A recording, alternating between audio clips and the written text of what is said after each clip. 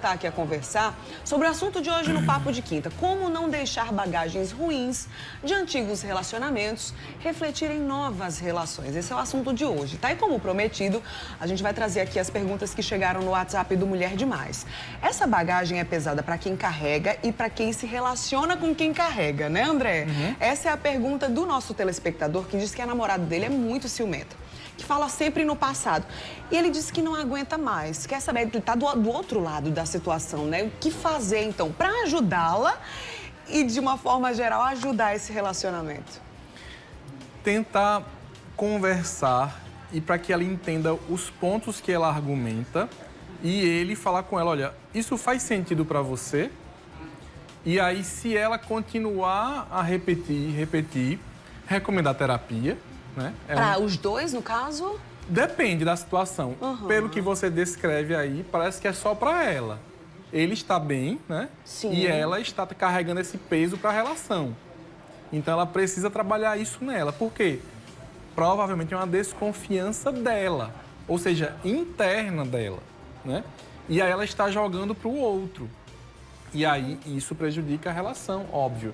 Então, precisa sentar e dialogar, entender os pontos, o que cada um pensa sobre cada uma das coisas.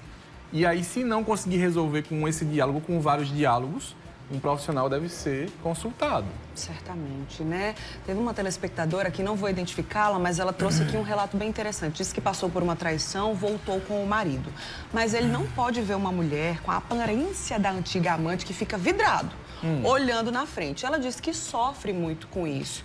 E ela pergunta, né, o que é que eu faço para não sofrer tanto? Porque eu vejo que ele ainda pensa nela. Parece que é louco para encontrá-la de novo. Ó, tá carregando uma bagagem do passado no relacionamento que continua sendo atual, né, André? E aí, o que é que ela pode fazer? Ela não tem controle sobre ele. Sim. E os olhares dele, e os pensamentos dele. E ela tem que entender isso. Eu só consigo viver bem, em harmonia com outra pessoa se eu confio nela. E aí digo mais, eu nunca vou saber se o outro trai ou não, com certeza, em algumas situações. Ou seja, não busque esse controle total e tendo um suposto controle total, agora eu tenho certeza, ele nunca vai me trair. Não, ele pode lhe trair de várias formas que você nem imagina. Ah, no trabalho dele só tem homem, ele nunca vai trair. Pode te trair com um homem, inclusive. Verdade. E você não sabe. Sim.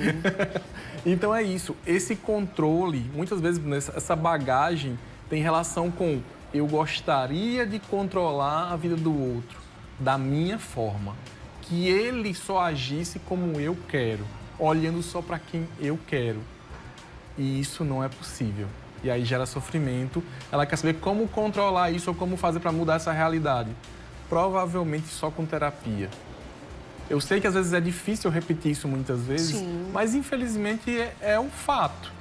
É o que eu tenho para trabalhar aqui, porque é muito difícil você sozinha, sem o auxílio de um profissional, entender tudo o que está acontecendo e estabelecer ferramentas, formas de lidar com aquilo de um jeito saudável. Sim. E aí mudando de vida para uma coisa mais saudável, mais interessante, que você consiga viver de um jeito mais leve e tranquilo. Sim, é interessante você falar sobre isso. Normalmente, especialmente aqui no Papo de Quinta, a gente está falando sobre a importância da psicoterapia, de procurar ajuda profissional.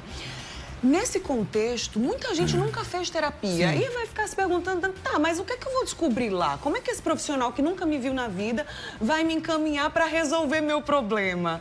Eu acho que é interessante você falar sobre isso, André. Que mecanismos são esses? De que forma essa pessoa vai se conhecer melhor através desses exercícios, das atividades que o profissional propõe diante desse contexto da terapia? De forma muito sucinta, o que vai acontecer? Cada profissional tem uma abordagem terapêutica, então o que eu falar aqui não serve para todo profissional, mas serve para alguns, talvez muitos do que estão atuando hoje. Primeiro diálogo, ele vai entender tua vida, de forma resumida, mas vai tentar, ou seja, como foi tua infância, adolescência, fase adulta, tuas relações. Explica um pouco sobre isso, ou seja, vai entender um pouco quem é você, o que você trabalha, o que você estuda, tem filhos, não tem, como é a sua relação com filhos, com pai, com mãe. E aí, nesse histórico de vida, e ele vai perguntar muitas coisas para entender quem é você, ele vai começar a perceber, a gente pode trabalhar isso, isso e isso. Ele vai estabelecer na minha abordagem alguns exercícios, né, para que eu entenda o que você quer com a terapia. Ah, André, eu não sei o que é que eu quero. E aí pode ser que o terapeuta consiga direcionar. Mas eu sei o que é que eu quero e aí eu vou escrever sobre isso. Ah, eu gostaria de ter menos ciúme. Eu gostaria de enxergar meu corpo de um jeito mais saudável. Ou seja, não enxergar meu corpo com uma forma detetora, assim, que seja mal, que seja, estou feio, estou horrível, estou isso, estou aquilo. Me diminuindo de alguma forma, exatamente, se né? reduzindo, se diminuindo, se achando muito menos bela do que é. Ah, eu gostaria de me relacionar melhor com os meus pais, com meu pai e minha mãe. Sim. Eu gostaria de, no trabalho, conseguir comunicar ao meu chefe aquilo que eu quero.